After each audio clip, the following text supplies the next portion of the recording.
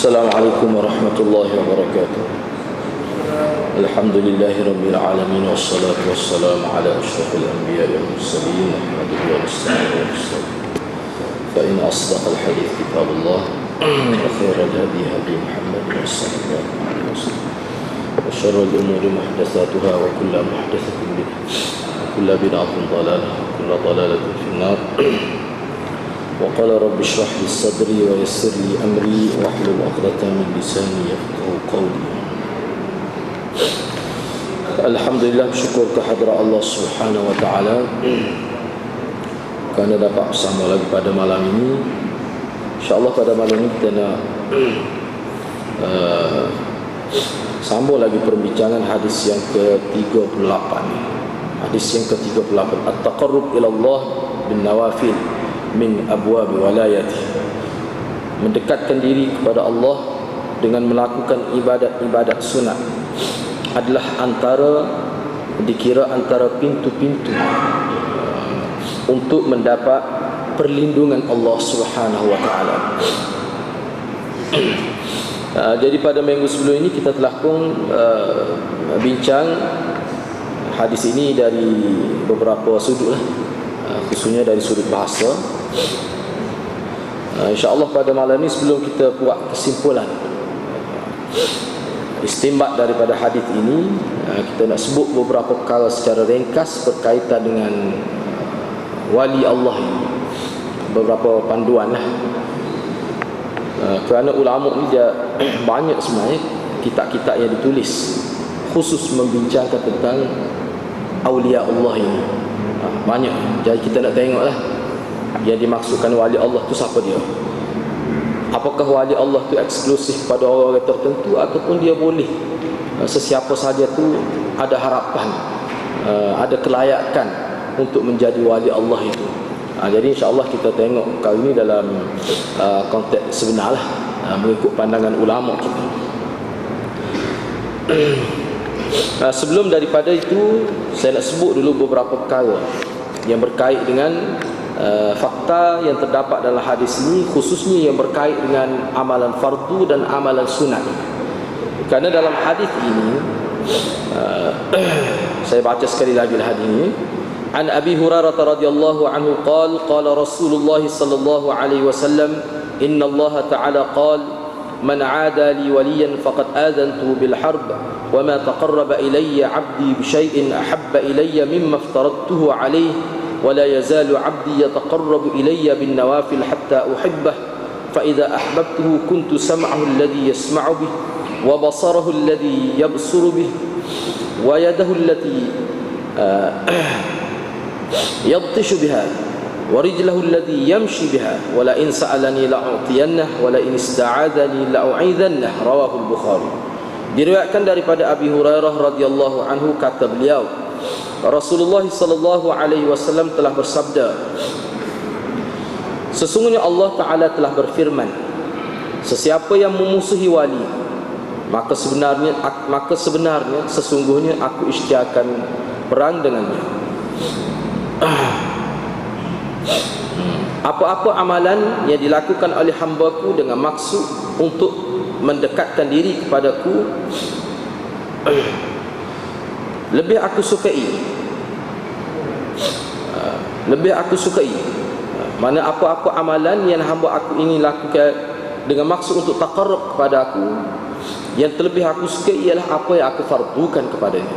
Mana aku lebih suka aku fardukan dia buat itu kalau dengan maksud untuk taqarrub kepada aku, kata Allah.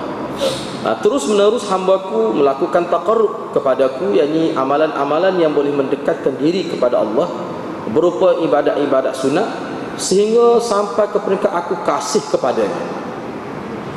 Maka apabila aku kasih, aku cinta, aku sayang kepadanya, aku adalah pendengarannya yang dia buat mendengar dengannya, aku adalah penglihatannya yang dia akan melihat dengannya, dan aku adalah tangannya yang ia akan memegang dengannya, dan aku adalah kakinya yang ia akan berjalan dengannya.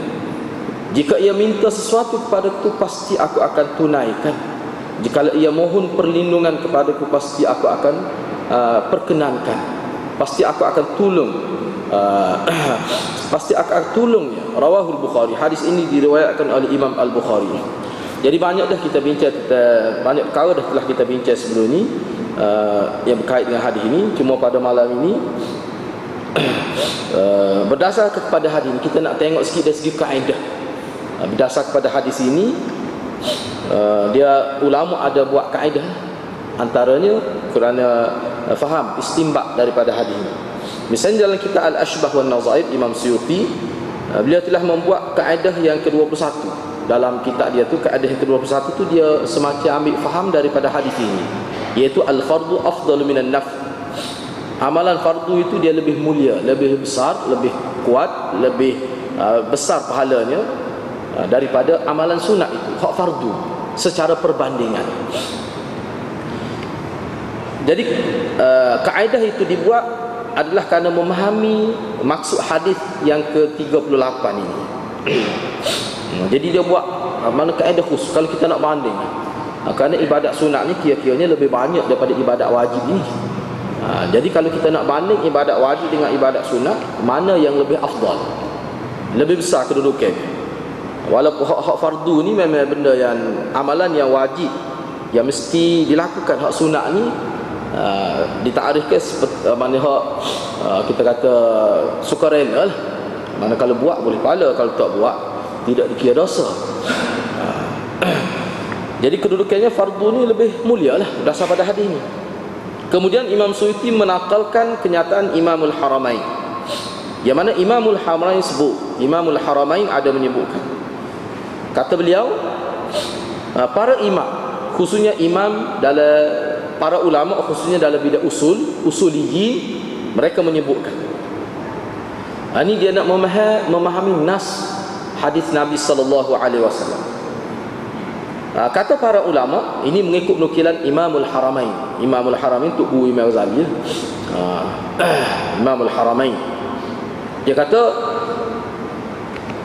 Allah Subhanahu wa taala mengkhususkan kepada nabinya dengan mewajibkan sesuatu li ta'zimi thawabi, dengan maksud untuk menyatakan bahawa perkara yang difardukan itu, yang diwajibkan itu adalah besar pahalanya.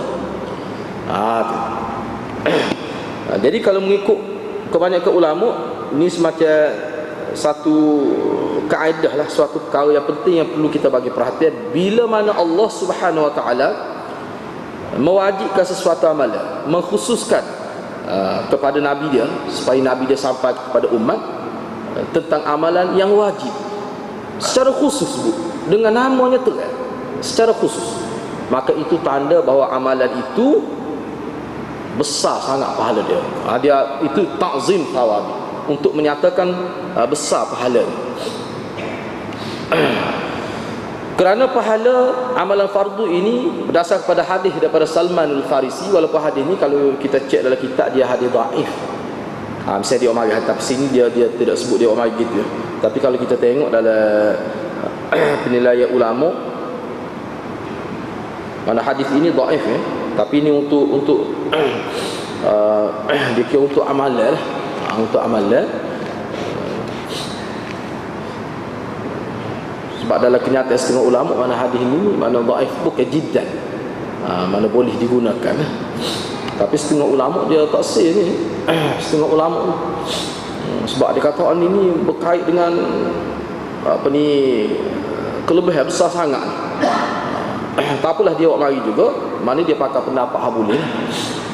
Tapi kita ingatlah hadis dhaif ni kalau sekiranya ada dalam satu-satu masalah yang sama, ada yang dhaif, ada yang sahih, kita tak boleh ambil yang dhaif tu walaupun tidak dhaif jiddan.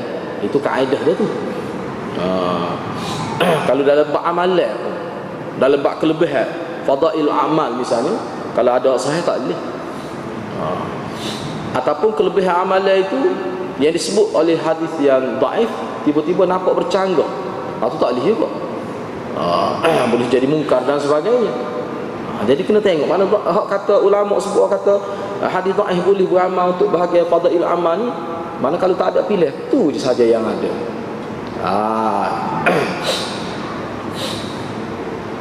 Ini hadis daripada Salman Al-Farisi.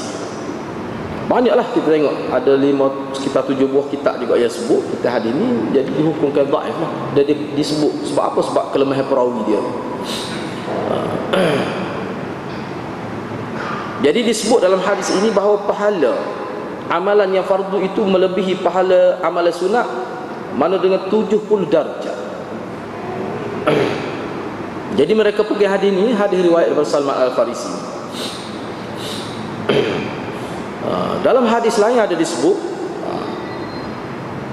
dia hadis Salman Al-Farisi ini memang dhaif, cuma dia tengok dalam hadis-hadis lain ada makna yang dekat-dekat dengan ni, hal tu sahih. Jadi bila ada tu dia kira ni maknanya walaupun dari segi riwayat dia lemah, dari segi maknanya boleh pakai dia, sebab ada sokongan dari segi makna matan tu ada disebut gitu. Misalnya anna Rasulullah sallallahu alaihi wasallam qala fi syahr Ramadan man taqarraba fihi bi khaslatin min khisalil khair kana kaman adda faridatan fi ma siwah wa man adda faridatan fihi kana kaman adda 70 faridatan fi ma siwah. Ini disebut dalam kitab Al-Ashbah wal Nazair. Sesiapa yang menghampirkan diri, yakni melakukan amalan-amalan saleh dalam bulan Ramadan, mana satu kebaikan dia, satu amalan, yang mana amalan itu amalan-amalan kebaikan dia buat dalam bulan Ramadan, jadi dia dapat kelebihan seperti mana orang yang melakukan ibadat fardu dalam bulan lain. Mana kalau dia buat hak tidak fardu tapi dia buat dalam bulan Ramadan, mana dia boleh pahala seperti amalan fardu yang dilakukan dalam bulan hak tidak Ramadan. Begitu juga sesiapa yang melakukan ibadat fardu dalam bulan Ramadan, dia akan dapat kelebihan 70 kali ganda juga. Kalau nak banding amalan fardu itu dibuat hak dalam bulan lain, mana kelebihan khusus bulan Ramadan lah disebut begitu. Jadi kelebihan hak ni kalau mengikut ulama, kalau kita tengok dalam syarah dia lah, ni tidaklah secara mutlak. Jadi lebih tu maknanya lebih tu berdasar pada kali. Nilai dia tu tak tahu berapa, 70 kali. Lepas tu nilai sebenarnya berapa wallahu alam, tidak tahu. Cuma ayatnya ada lebih tu. Sebab dia bilangnya 7 dalam bahasa Arab ni, dia nak katakan, dia nak sebut maknanya banyak. Dia nak sebut banyak. Dia nak sebut sekadar banyak sahaja, bukan nak tahdid 70 maknanya tak boleh lebih pada 70. Tak, boleh lebih daripada 70 tu, boleh lebih. Gitu. Tapi tak apalah, hukum mana pun kenyataan yang disebut dalam Ashbah wan Nazair bahawa amalan fardu ni lebih daripada amalan sunat, ni semua terima ni. Walaupun ada juga setengah-setengah masalah tu dia berbeza. Misalnya di sini, walau bagaimanapun Imam Suyuti sebut juga yang berkecuali. Mana yang tidak kena dengan kaedah ni, yang lari daripada kaedah ni. Misalnya ibtida'us salam sunnah. Kita bui salat tu sunat bui salat, tetapi jawab salat tu fardu. Tapi hak ni semua ulama kata hak sunat tu lebih besar. Wal ibtida' afdal, memulakan bui salat tu, hak tu semua ulama kata hak tu afdal walaupun dia sunat ya. Jawab tu fardu. Tetapi ibtida' kita yang memulakan salam assalamualaikum itu, hak tu lebih. Dia ada juga hak lari daripada kaedah tadi. Sebab tengok kepada hadis Nabi, sebab Nabi sebut ni, wa khairuhuma alladhi yabda'u sahibahu bis salam. Mana di antara dua orang lah paling kurang Nabi kata, hak mana hak mula-mula bui salat, dia dapat kelebihan daripada yang jawab salat tu. Sedangkan hukum jawab ni dalam hadis lain kata memang mesti jawab wajib tu. Hak tu memang wajib, semua ulama terima tu wajib tu. Sehukum umum lah, hukum umum. Jawab tu mesti bunyi ke hak tu ada perbahasan khusus lah pulaknya.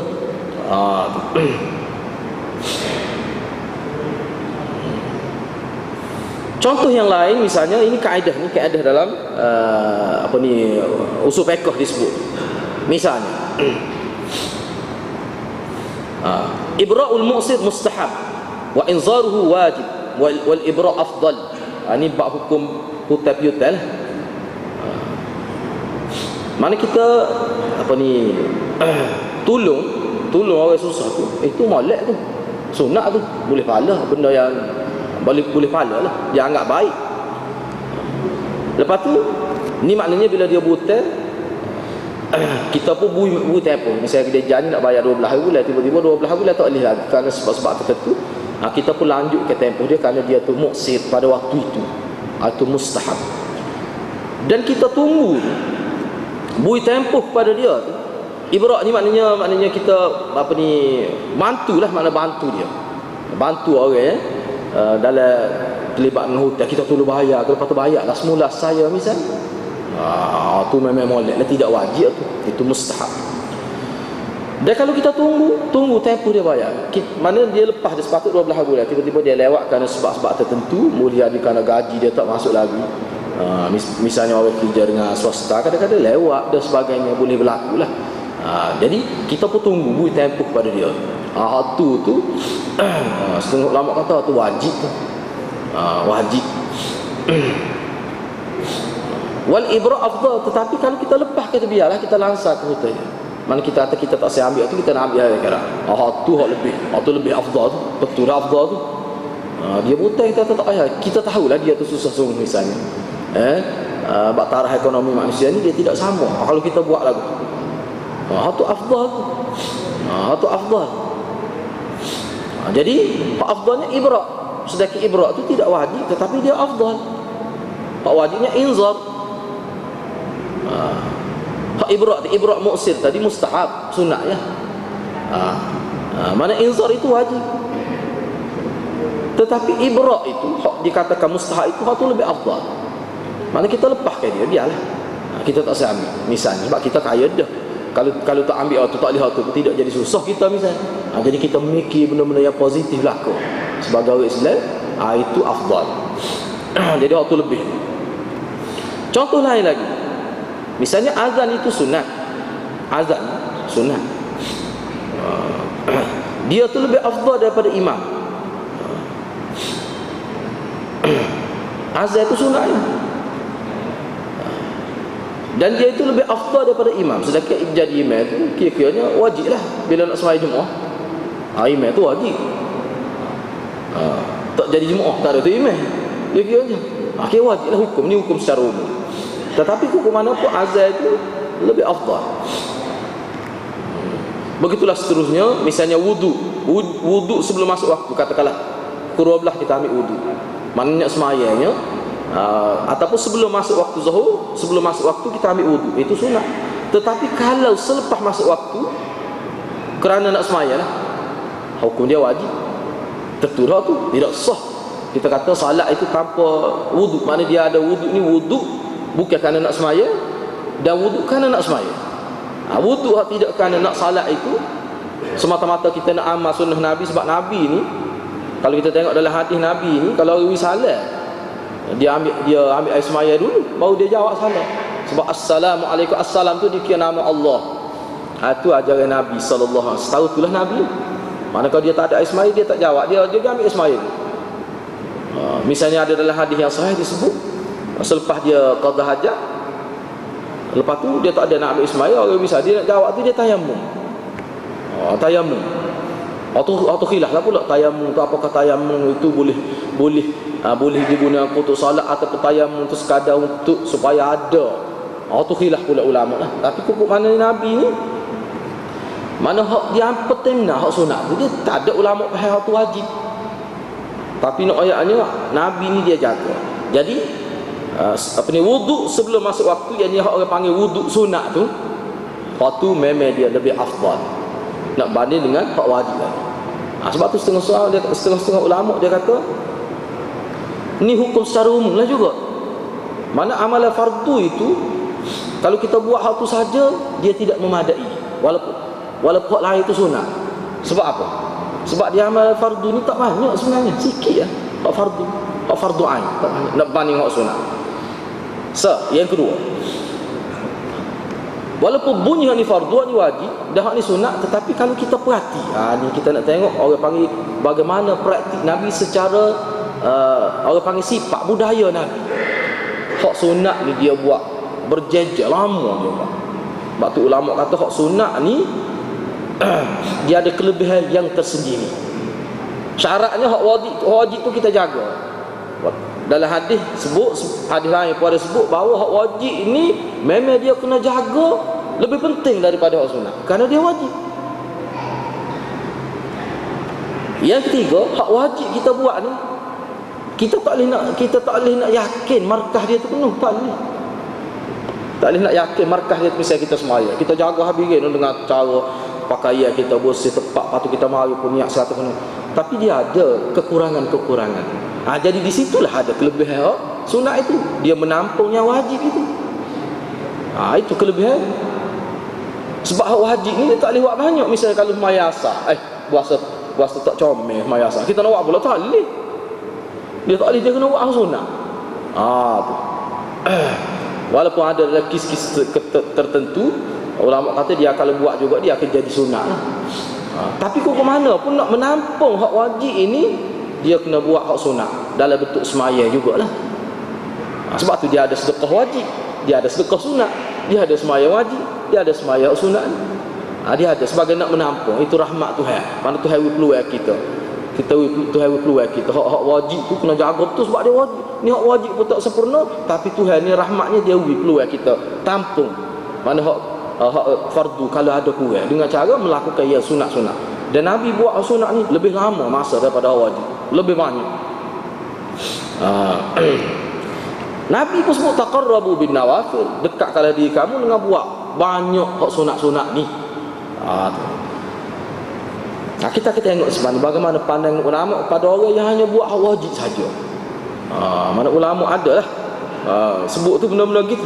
Sebab hal tu sebenarnya dia bercanggah dengan budaya hidup Nabi kalau buat hak wajib saja.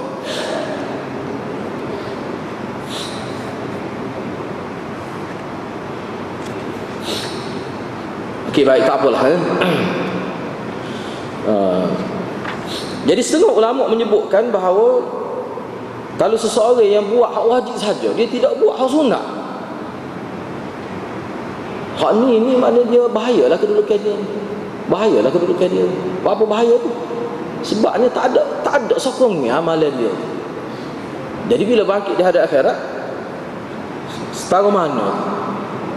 Kalau dia buat hak wajib saja, lepas tu dia kata tak apa, dia buat hak wajib, sunat dia tak gomo buat sunat. Masalahnya dosa dia lah, mana dosa dia? Hak dosa dia buat takut banyak. Tu masalah nak mengimbangi. Jadi betul-betul kalau ulama sebut disampai maksud taqarrub ila Allah, tanda ubudiyah itu bab lain lah.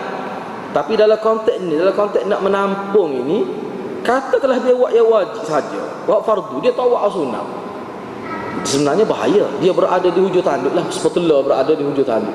Apa tu? Tak tahu lagi dosa dia sebenarnya mana, tak tahu lagi.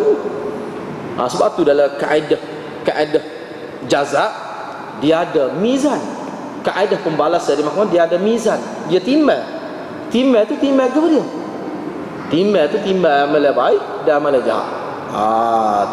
Timbang tu amal baik dan amal jahat. Jadi katakanlah jadi berat hal jahat, lagu mana jadi? Sebab itulah ulama kata orang yang buat ibadat fardu saja sebenarnya orang yang belum menghayati agama dengan sebaiknya. Tak kena cara tu. Cuba tengok sahabat Nabi. Dalam kitab Syiah pun sebut sahabat Nabi ni, dalam kitab Syiah pun sebut sahabat Nabi ni bila semaya lamanya sujud. Sayyidina Ali puji sahabat-sahabat Nabi. Dalam kitab Nahjul Balaghah itu dia kata, aku tengok sahabat-sahabat Muhammad ni bila dia sujud malam sampai debu. Lama sujud tu malam. Ibadat sunat dia buat secara individu, tak apa, dia sujud tu lama sehingga berdebu habis putih ni, kesal debu. Kadang-kadang dia jadi golek ke pipi, waktu dia lengah tekuk ni. Tu Sayyidina Ali sebut dalam kitab Nahjul Balaghah. Yang amalan sahabat. Tu kalau dalam bab sunat. Jadi kalau kita tak boleh tahap tu pun kena tekan juga ibadat sunat. Sebab kalau kita perhati pada hadis ni, hak ibadat wajib tu Allah kata aku paling suka lah. Hak aku kalau dia nak taqarrub pada aku suka, hak paling aku suka buat hak wajib. Ini semua ulama sebut ini nak ayatnya hak mula-mula dari segi tertibnya. Bukan bermakna hak lain tidak penting, tidak. Sebab tu dia sebut wala yazalu abdi yataqarrabu ilayya bin hatta uhibbah. Jadi kalau sekiranya hamba aku terus-menerus buat samalah, hak sunat-sunat tu sampai ke peringkat aku saya, sampai jadi aku saya ke dia. Di sinilah ulama kata, sebab tu dia buat tajuk ni. Sebab tu dibuat tajuk bahawa melakukan amalan-amalan sunat adalah pintu untuk mendapat walayatullah, untuk mendapat perlindungan daripada Allah. Ulama kata hak ni dia ada dua makna. Bila kita buat ibadat sunat, siapa peringkat jadi kita jadi walayatullah, mana Allah jaga kita, semana kita banyak buat ibadat sunat sehingga peringkat kita jadi wali Tuhan. Wali Tuhan ni maksudnya satu kedudukan makam dalam agama. Jadi dua perkara lah. Waliullah ni dengan erti Allah jaga dia. Kalau kita terjemah begitu, orang panggil terjemah fa'il bimaknal maf'ul, dia panggil. Dalam istilah hari ni jarak, kalau kita kata waliullah ataupun dapat walayatullah, kalau kita terjemah maknanya Allah jaga kita. Siapa satu peringkat, siapa Allah jaga kita, tak ada lah hadirat. Kalau Allah jaga kita, tentu selamat lah. Hak ni kita pakai walayah dengan makna maf'ul, fa'il bimakna maf'ul. Tetapi kalau kita kata walayatullah dengan erti kita ni jadi orang yang dekat dengan Tuhan secara makna, bukan secara zat. Hak ni orang panggil walayatullah ni maknanya walayah itu dengan makna fa'il. Fa'il ni maksudnya kita ni dengan sebab kita buat amalan baik sampai peringkat capai makam wali tu. Di sinilah ulama misalnya Ibn Taymiyah bahas khusus tentang wali Allah dalam kitab dia. Ramai lagi ulama lain tu ni. Sebenarnya ada satu kitab. Jadi saya duk tengok orang tu panjang terlajuk. Beratus-ratus muka surat. Dia bahas, dia ambil dalam kitab Ibn Taymiyah, dalam kitab-kitab lain dia bahas, dia buat ringkasan dah tu dekat 200 muka surat lebih khusus bab wali. Dia ada khususnya bahagia min awliya syayatin. Tu dia ada juga wali syaitan ni. Bukan waliullah saja, rupanya wali syaitan ni pun kuat juga. Jadi kena beringatlah, takut termasuk dalam wali syaitan kita ni, tidak wali Allah. Dia ada perbahasan khusus tu dan kita akan sebut juga sebahagian sikitlah. Kalau kita nak tengok dalam kitab tu dia banyak doa. Tetapi puas hatilah, bahkan dia bahas kalimah wali tu sendiri tu lebih pada 10 makna. Kalimah wali tu, wali nikah, wali belakang tu. Jadi dia bahas tu panjang.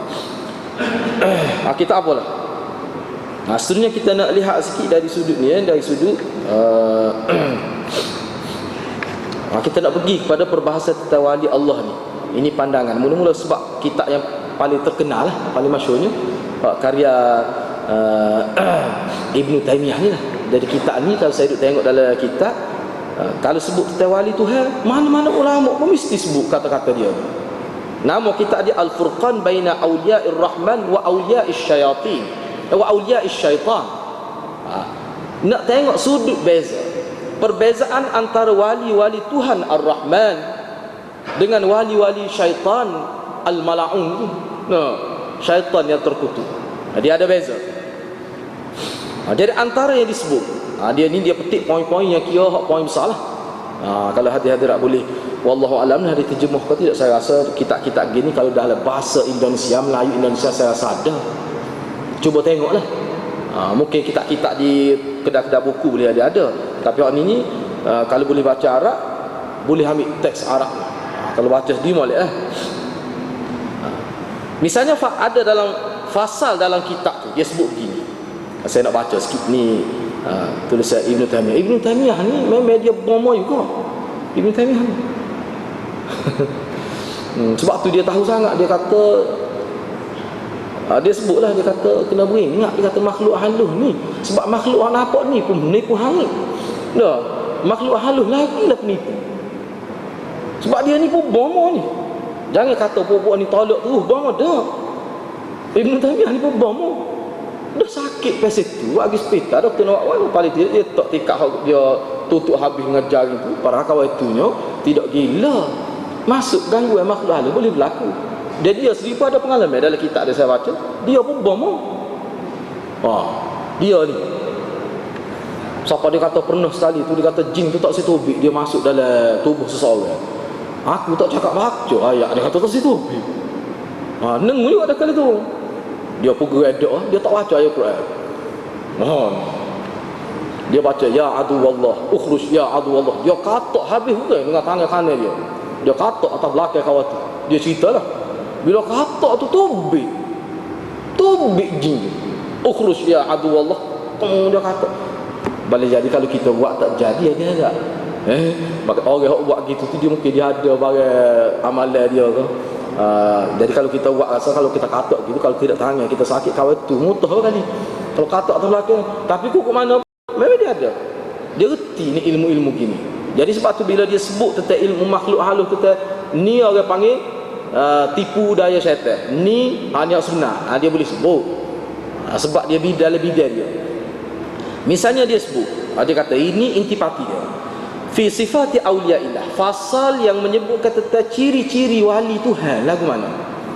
Fa awliya'ullahumul mu'minunal muttaqun, kama qala ta'ala ala inna awliya'allah la khaufun 'alaihim wa la hum yahzanun alladhina amanu wa kanu yattaqun.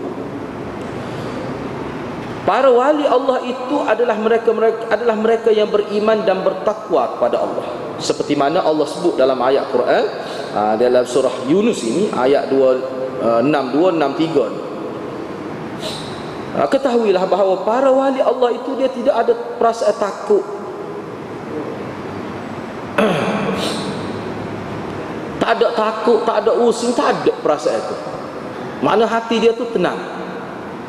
Mereka itulah adalah orang-orang yang beriman dan orang yang bertakwa. Wali Tuhan semua dia tak using, tak ada takut. Ni betul-betul jiwa sahabat lah, dia tak ada takut.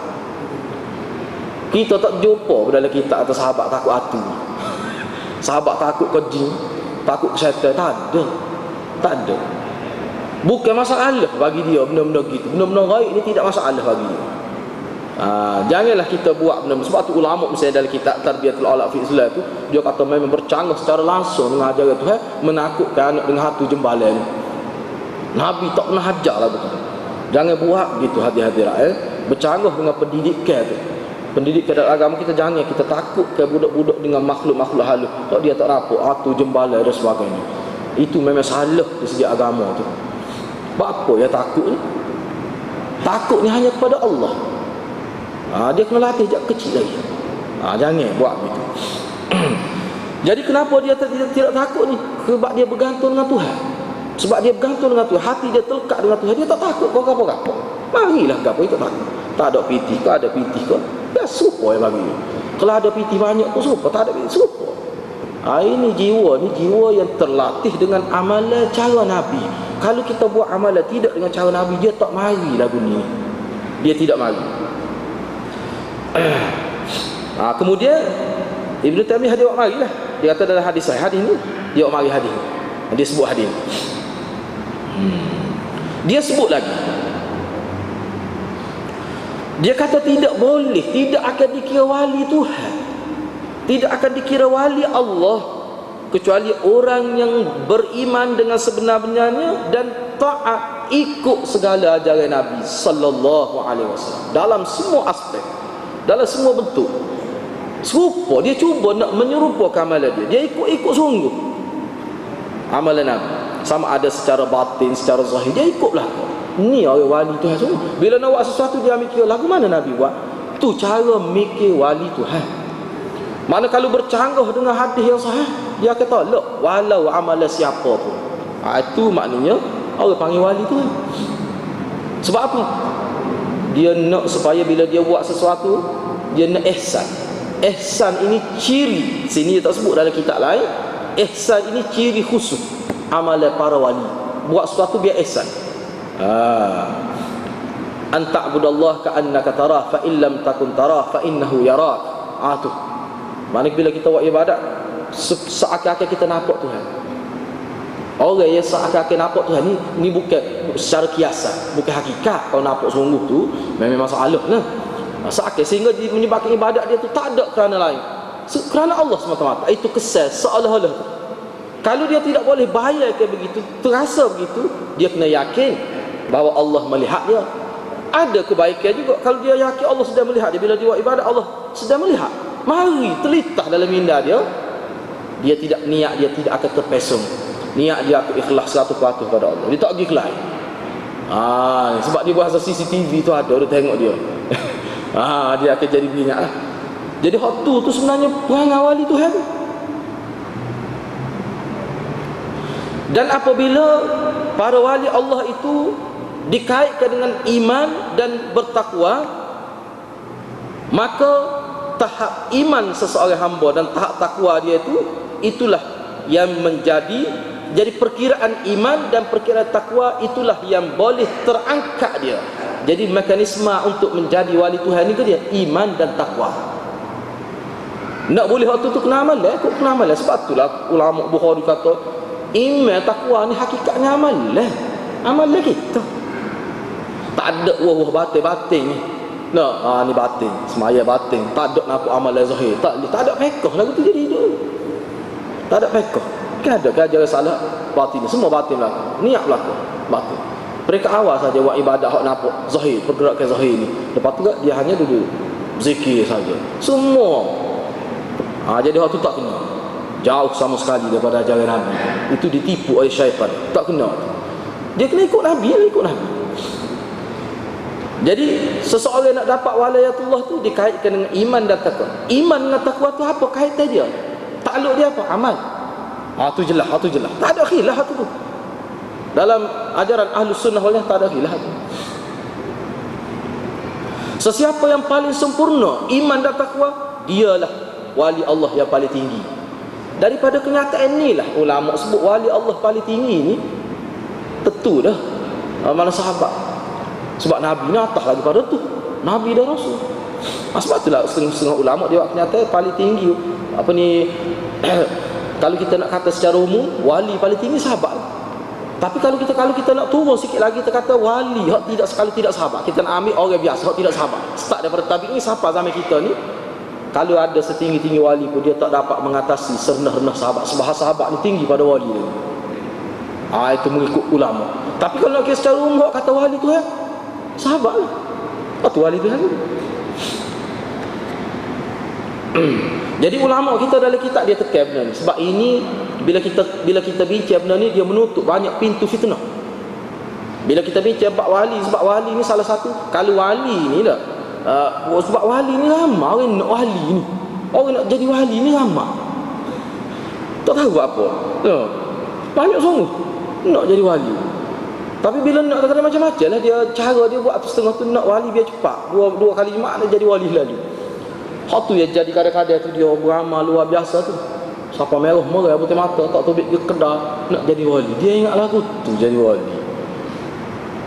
Sebab tu kita pergi lagi sebab tu wali-wali ni tak ada siapa tahu dia pun dia tak tahu dia jadi wali. Kalau dia kata dia berasa jadi wali, itu berasa tak berasa, boleh berasa belaka. Hakikat tak ada siapa tahu. Cuma ciri-ciri itu kadang-kadang tidak tepat. Sebab itulah ulama kita kata Allah tidak fardu ke kita menjadi wali, cuma Allah fardu ke buat amalan. Tapi kalau amalan kita tu dia ada kemampuan jadi wali tu.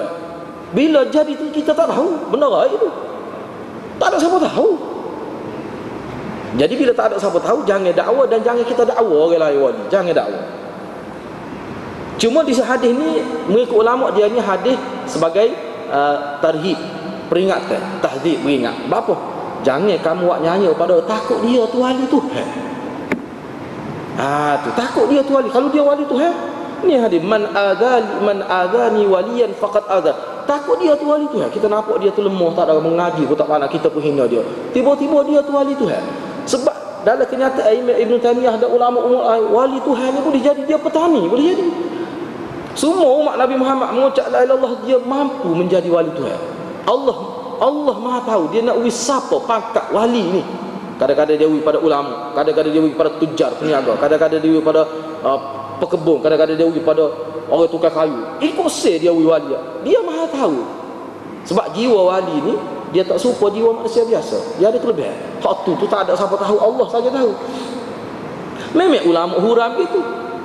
Boleh jadi isteri kita, hak kita nampak tak ada pendidikan, takut dia wali tu. Mana tahu? Sebab tu jangan hina bini ni. Tebal hina bini kat kapal masuk neraka kita. Jangan tebal main.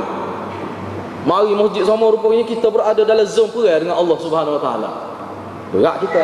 Ni hadis ni orang panggil hadis tarhib, nak beringat sikit. Bila kita nak buat nyanyi kat orang, tambah-tambah kalau budak, takut dia wali pun tak tahu. Jangan kita main, jangan hina tak terkalu orang ni. Cuba kita tengok lagi. Ulama ni, pemahaman ulama kita. Ulama ni orang ada nama dalam sejarah, yang orang iktiraf.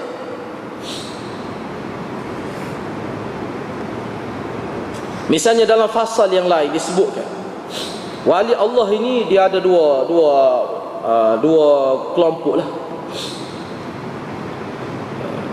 Dia panggil as-sabiqun al-awwalun, sabiqun muqarrabun, lepas tu ashabul yamin, muqtasiduna. Dua.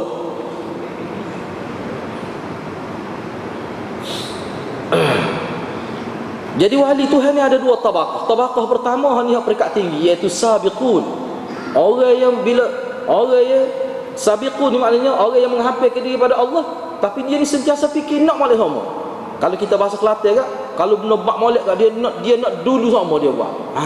Ada makna fastabiqul khairat, was-sabiqunal awwaluna minal itu ayat tu hati-hati lah. Was-sabiqunal awwaluna minal mu'minin, was-sabiqun tu itu wali peringkat tinggi. Ni boleh jadi pokok tasawuf dia tak guna. Sabiqin wali yang tinggi. Mengikut ulama.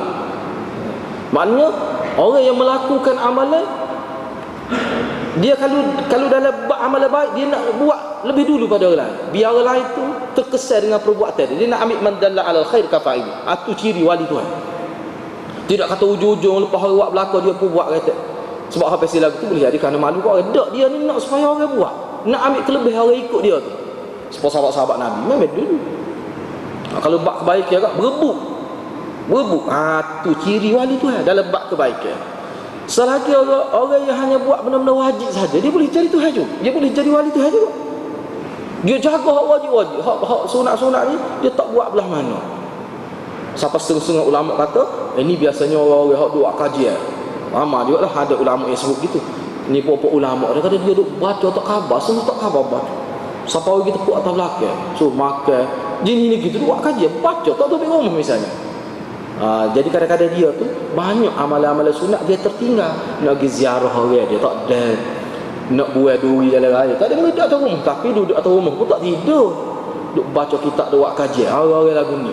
Tetapi kukuk mana pun dia ni bukan ashabul shimal, ashabul yamin. Orang yang berada di sebelah kanan, haluan kanan. Orang ni boleh minum di kolam Kausar Nabi SAW.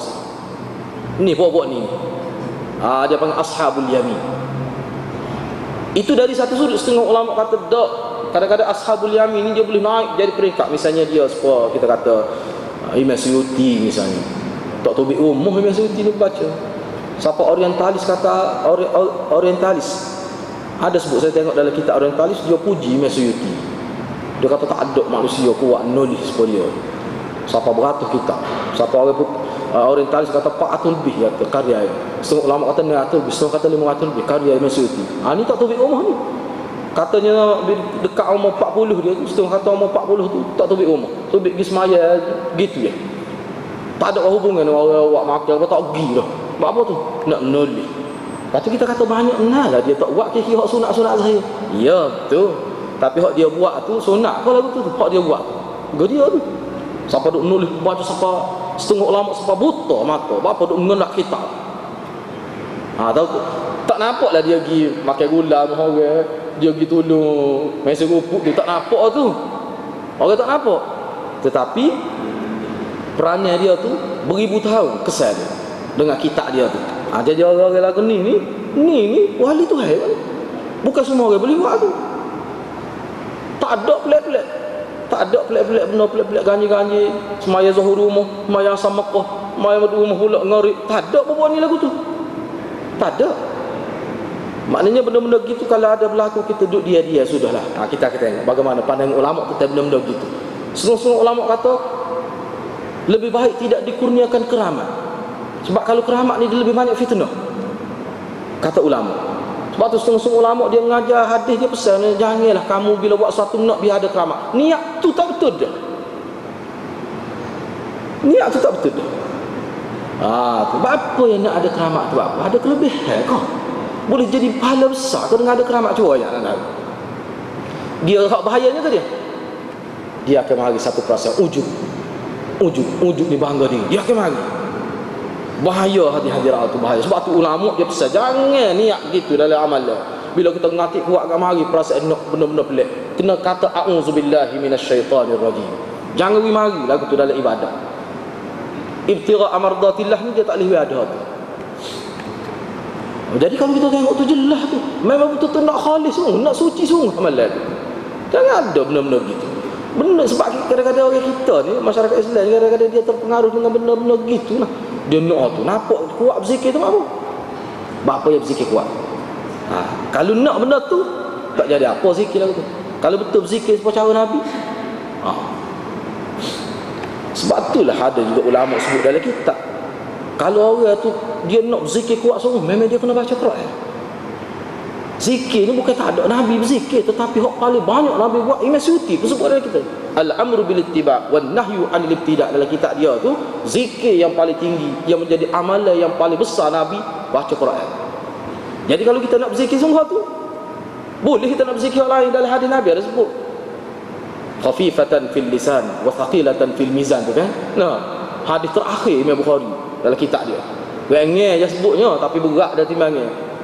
Ngati ngati tu atas kata apa boleh subhanallah wa bihamdihi subhanallahil azim tu hak kata tu. Hak ni ulama kata tak kira waktu, tak kira masa banyak mana lagi. Hak dalam keadaan biasa. Tapi kalau malam waktu yang paling berharga pukul 3 pagi, pukul 4 pagi Nabi baca Quran. Sebab tu bagi saya sendiri kalau tengok benda-benda gini, tidak sayugia kita duk baca benda-benda lain pada waktu tu. Sebab setengah ulama kata tak kena kita duk baca benda lain.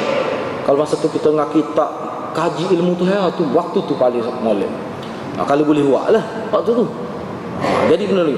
Jadi wali Tuhan kalau mengikut kenyataan ni, wali Tuhan orang yang paling mengikut Nabi. Itu ciri wali Tuhan. Sebab tu dia ada sebut sini. Dia kata wali Tuhan sama ada kita panggil dia as-sabiqun ataupun kita kata ashabul yamin, dia mesti yaf'alul wajibat. Dia mesti ciri dia melakukan benda-benda yang wajib. Wa yatrukul muharramat, dia meninggalkan yang haram. Dan dia tidak dan dia melakukan ibadat sunat. Selepas dia buat wajib, dia buat ibadat sunat. Dia melakukan hak wajib, benda-benda hak mustahab, so dia buat belaka lah. Dia meninggalkan benda haram, bahkan hak makruh, hak syubhat pun dia tinggal. Tetapi ulama sebut hak ni bukan semua boleh buat. Sebab itulah wali pun dia ada peringkat-peringkat dia. Cuma masalah nama kita sebut gini gitu, tu Nabi tak sebut nama. Tapi ada peringkat dia. Jadi peringkat tu bergantung kepada orang lah. Misalnya orang peringkat tinggi, dia alim, dia berjuang, syahid, siapa syahid, setengah tu menulis kitab lagi, lepas tu syahid. Lama ulama kita ni Syekh Ismail Syahid kita tu, itu menulis kitab di India, cucu Syekh Waliullah itu, anak Syekh Abdul Ghani itu, anak Syekh Waliullah Ad-Dahlawi itu, dia menulis kitab. Tetapi tak ada kampung di bumi India dia tak pergi, dia pergi belakang ajak orang jihad fi sabilillah, lawan apa sesak, akhir sekali dia mati syahid. Dia tu lah. Ni menulis kitab ibadat kuat malam tadi. Tapi kalau siang hari duduk caca, buka baju, nak suruh kena panah. Apa? Nak suruh ada ketahanan stamina. Nak pergi jual mana kena panah tu berai dah lagi. Jadi dia tak setara tu latihan dia. Ini wali Tuhan semua.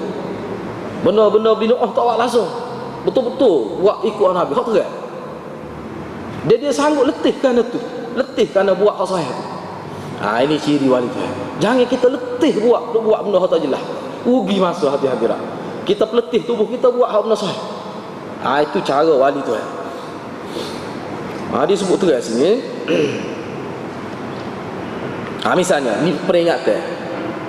Berdasarkan kepada fa'ala hadza, berdasar pada kenyataan ini, faman azhara al-walayah wa huwa la yu'addi al-fara'ida wa la yajtanibu al-maharim lam yakun li ahadin an yaqul hadza waliyyun lillah.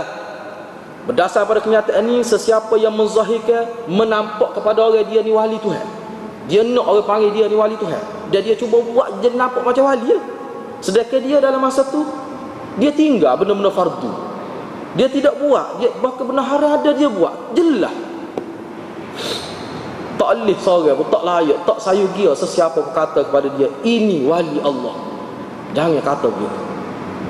Tak boleh. Sebabnya, maknanya daripada kenyataan ni, bab fiqh ni menjadi ukuran juga kita nak agak. Tidak pasti nak agak orang tu wali Tuhan.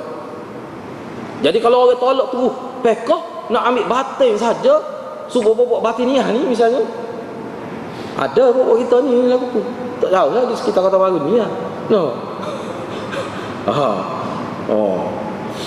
Tak semaya dah buat dia ni, dia sampai satu dekat atas semaya. Dia setahun sekali tu dia ada sebulan dia pakai pakaian putih. Dia gidah dengan saya je. Waktu yang kita kenal dia tu, ramai juga buat dia puluh-puluh hari juga. Dia tak semaya, dia tak semaya ni tak sampai tahap. Dia ada sampai satu tahap ni tak perlu semaya. Sebab hidup kita ni pun semaya dah hakikat. Ingat Tuhan tu semaya. Semaya ni maksudnya latih zikrullah. Bila sudah mari sampai yakin dah kita ni, wa'bud rabbaka hatta ya'tiyakal yakin tu. Yakin situ ni maknanya yakin. Tengok dia faham. Engkau baru tak mengaji. Nah, padahal semua ulama kata yakin tu makna mau mati. Ni tak. Ada lagu tu. Mati dah beberapa orang, tapi ada lagi buat dia. Sebelum kalau setahun sekali dia pakai putih, kita nampak naik besi kawak dia. Nah, pakai putih. Kalau ayat teriadah tu kenal muka tak jauh. No, tapi tak dahsyatlah, tak cakap royak. Kalau kita royak pun tak pakar. Ni masa sebab dia yakin betul lagu tu. Yakin betul. Ni bahaya, hati-hati bahaya ni.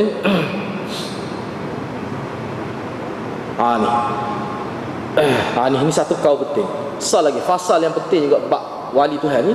Walaysa li awliya illa syai'un yatamayyazuna bihi 'an nas fi zahir min al-umuril mubahat. Wali Tuhan yang sebenar tak ada apa pun secara zahir ni yang membezakan dengan orang biasa. Dia serupa ya. Ni hati dia. Secara zahirnya wali Allah ni dia serupa ya. Secara zahir. Makna kalau kita nak tengok rupa zahir dia, kita tak boleh nak kenal dia sebagai wali. Tak boleh nak kenal.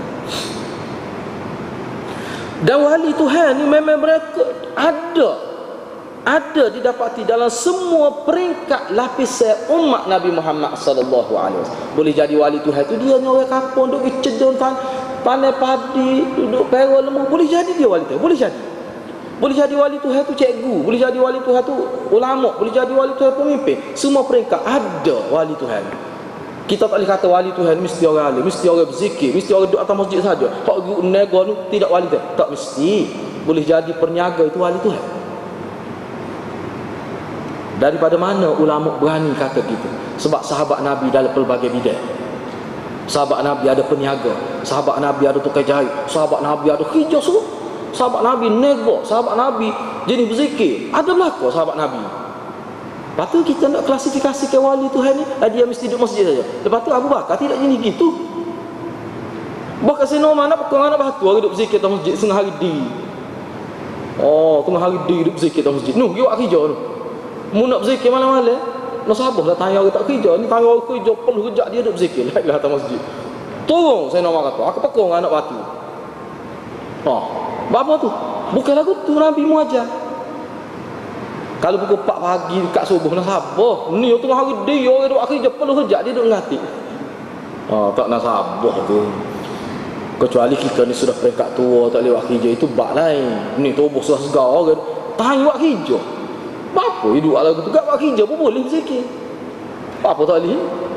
Ada hadis banyak ke sebut tentang bagaimana kerja kita jadi ibadat. Nabi sebut khusus dalam esok Qardawi tulis kitab khusus tu. Al-qiyam wal al-kha fil intaj. Nilai dan moral dalam produktiviti ni. Tulis kitab khusus nah waktu. Hadis-hadis Nabi ayat Quran yang nak menggalakkan masyarakat ni dia jadi produktif dalam pelbagai bidang. Jadi benar-benar tu sebenarnya tidak menafikan wali tu hati-hati rak tu. Bahaya ni orang kita ingat wali mesti pakai jubah, pakai piah jalan tunduk. Bahaya lagu tu. Tak kena lagu tu. Ya.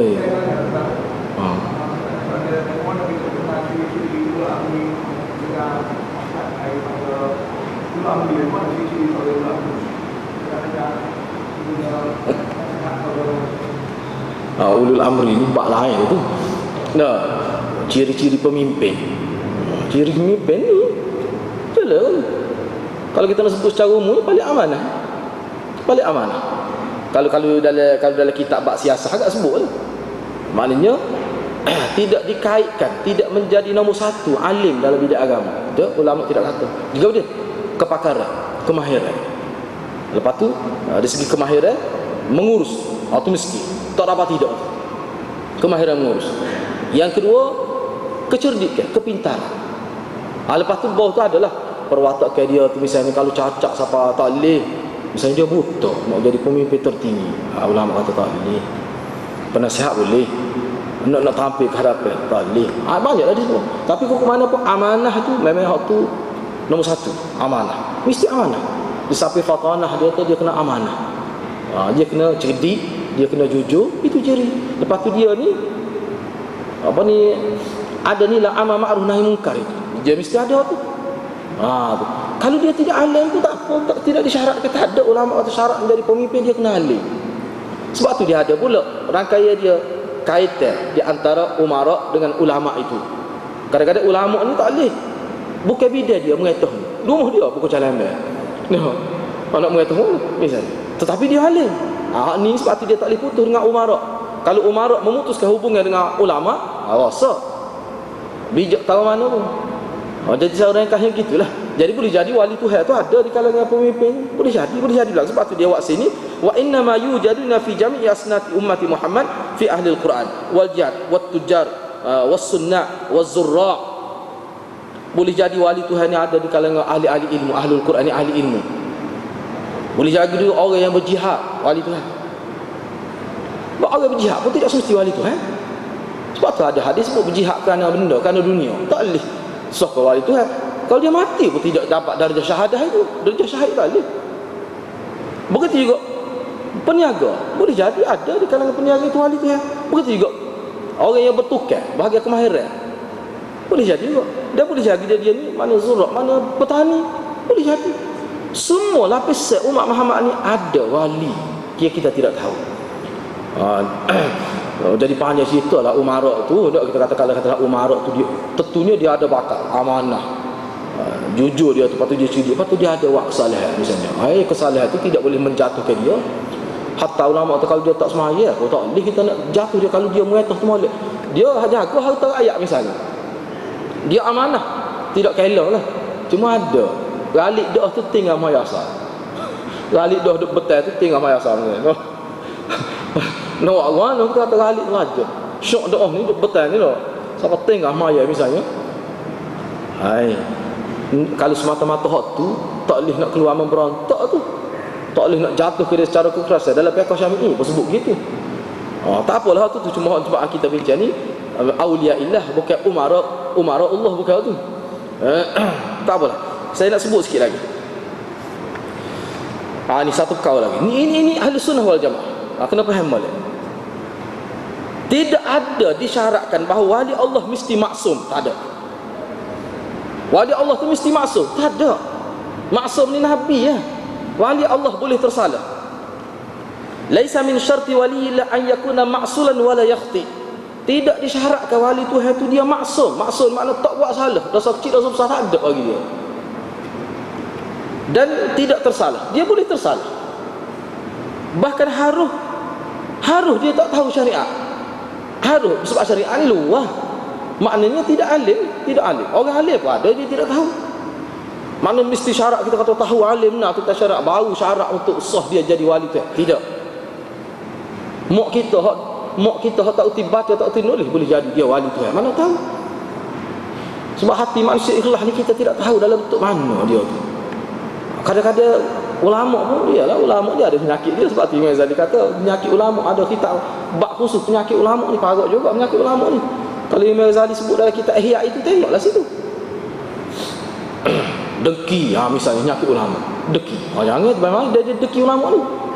Parah dia dengki.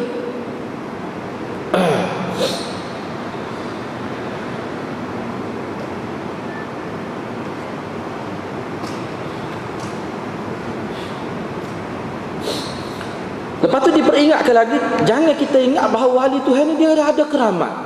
Kadang-kadang benda pelik berlaku pada manusia ni bukan keramat pun, tetapi itu sebenarnya adalah merupakan taswilat, tipu daya syaitan. Dia buat jadi gitu.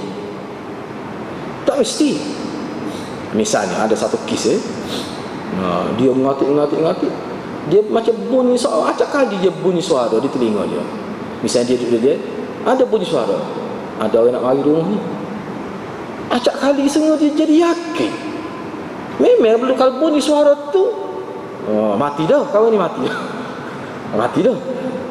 Dia bunyi. Akhir sekali kita mari semua. Beberapa kali dia pun dia mari puasa. Dia mari. Tu ulama kata bahaya tu. Dia tak jadi molek aku tu. Dia mari puasa. Tu gak bila mari tu gak dia mula pandai rendah orang lain. Dia mula tu nyakit lagi. Sebab tu ulama kata tak boleh benda-benda lagu ni, dia bahaya. Ya. Dia karamah ni maknanya asal mana karamah daripada mana kemuliaan Tuhan bui. Boleh benda ni kita tidak nafi, boleh berlaku Tuhan nak bui pada siapa misalnya normal. Ulama sebut sihir ni benda yang manusia belajar dengan cara bergabung dengan makhluk halus, orang panggil ilmu hitam. Sihir ulama tu iktiraf, bahkan saya nama kata syirik tu sihir lah, saya nama kata. Hak karamah ni hakikat sebenarnya ikut ulama, karamah ni hasil kesan amal. Kadang-kadang tu hawi, kadang-kadang tidak. Karamah ni benda yang tidak boleh dicari, benda kurniaan Allah Subhanahu Wa Taala, hasil daripada amalan kita. Sebab saya nama Hakih dia tahu surat dalam sungai ni tu kan. Semua ulama sebut ini karamah. Saya nama tak kata karamah. Ulama sebut karamah. Sayyidina Umar tu pergi dengan yakin tulis surat pada sungai ni. Ketika Amr bin al-As jadi gubernur di Mesir kan. Salah satu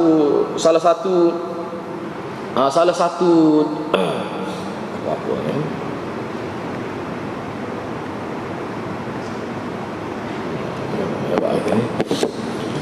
Jadi salah satu amalan syirik yang berlaku di zaman kerajaan Mesir pada waktu sebelum diperintah oleh Islam pada waktu tu, setiap tahun dia puja sungai ni tu berat acara dia korban ke anak gadis sunti ratu cantik, dia buat pertandingan dengan ratu cantik, hak comel sekali tu dia humbai, dia bunuh dalam sungai ni. Acara tahun ni bila Amr bin al-As pergi jadi gubernur, zaman tu zaman Sayyidina Umar, Amr bin al-As istihad atas nama kerajaan. Amalan ni mesti dihentikan serta merta, haram ini. Takdir Allah Subhanahu Wa Taala ni dia air sungai ni tu jadi suruh esok kan. Kata dalam kitab sebut parah betih jadi air sungai ni. Gagal esok kan jadi isu tengok ni. Dewa sungai ni marah tu. Jadi menjadi tekanan kepada Amr bin al-As nak melaksanakan hukum tu. Tiba-tiba Allah uji begitu. Dia tulis surat pada Sayyidina Umar. Dia kata berat ni kena tekanan habis sebut dalam media ni. Berat kita kena hentai ke ayat masa tu. Kita kena ingat, kita kena tahu latar belakang ayat Mesir ni penuh dengan khurafat.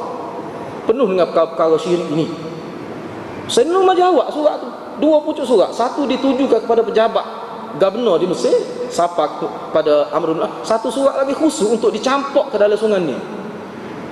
Pening Amr bin al-As. Hak surat dia tak apa, dia buka. Dia kata Sayyidina Umar tulis gapo dia dalam surat nak suruh tahu dalam sungai ni. Lepas Sayyidina Umar suruh tahu lepas maya subuh. Dia pun disebut dalam kitab tu lah. Dia sebelum tahu dia buka surat tu. Dia Sayyidina Umar tulis. Tak ada tidak kata tulis hadis pun, tidak kata tulis Quran. Cuma dia berdialog, dia berkomunikasi dengan sungai ni. Dia kata wahai sungai ni, jika engkau bergerak dengan perintah tu, bergeraklah. Tu yang dia tulis. Tahu tu dalam tempoh 24 jam disebut oleh kita air sungai ni pun naik semula mengikut parah biasa. Ulama kata ni karamah Sayyidina Umar. Satu je hadiratnya. Kalau kita tahulah. Tak, kalau ada lagi begitu tak ada, tapi tak ada ruas suhu tu. Tak ada ruas suhu. Tak ada ruas suhu benda-benda lagu tu. Jadi benda kita kena tahu kalau nak benda lagu tu kena ikut Sayyidina Umar. Kalau kita nak lagu tu kena ikut Sayyidina Umar. Lagu mana amalan Sayyidina Umar? Lagu mana? Lagu mana Sayyidina Umar amal? Kalau tak serupa Nabi dia pakai lalu dah apa baju Sayyidina Umar. Cuba tu email kita buat lagu tu. Maka kenapa? No. Jadi benda-benda gitulah hadirat. Kalau nak jadi wali Tuhan, beramal waktu pun jangan niat kerana nak jadi wali Tuhan. Kerana Allah. Jadi benda ni kadang-kadang Tuhawi, kadang-kadang kalau Tuhawi pun tak ada siapa tahu. Benda ni peringatan. Sebab tu ulama kata hadis ni peringatan supaya kita tidak izak melakukan sesuatu yang menyakitkan orang. Kalau saya ni benda belajar. Orang tak semaya pun Tuhawi saya ni. Sebab tu ulama sebut karamah ni, kita panggil karamah ni, kalau berlaku kepada orang yang warak boleh kita anggap. Tetapi kalau berlaku orang yang kaki maksiat, nampak benda-benda pelik, itu tidak karamah itu. Itu tidak karamah. Itu sebenarnya apa ni dia panggil? talbisus syayatin, penipuan syaitan. Syaitan nak tipu dia. Syaitan bagi gambar dia gini. Jangan itu main-main. Jangan itu main-main, benda-benda lagu tu, hati-hati lah. Jadi ada beberapa perkara lagi insya-Allah kita sebut minggu hadapan lah. Kena beringatlah, kena beringat. Jadi wali Tuhan ni sebenarnya tak ada siapa tahu. Dan kita pun nak capai hak tu pun, kita nak capai lagu mana kalau ada pun kita tak nak, kita tak sah orang lain. Sebab tu dia kukuman, sebab tu ulama kata kalau nak juga katakan kita nak makan wali Tuhan, beramal supaya ikut cara Nabi. Ikut cara ikut tu, ngaji semua. Atau surah Tuhan. Dia rasa setakat itulah. InsyaAllah kita akan sambung semula perbincangan, kerana dia ada sebut ni beberapa perkara lagi yang penting juga kita tahulah, supaya kita jelas kita dalam hidup agama ni, apa dia kita cari dalam agama ni, biar jelas. Setakat itulah. Wabillahi taufiq. Assalamualaikum warahmatullahi wabarakatuh.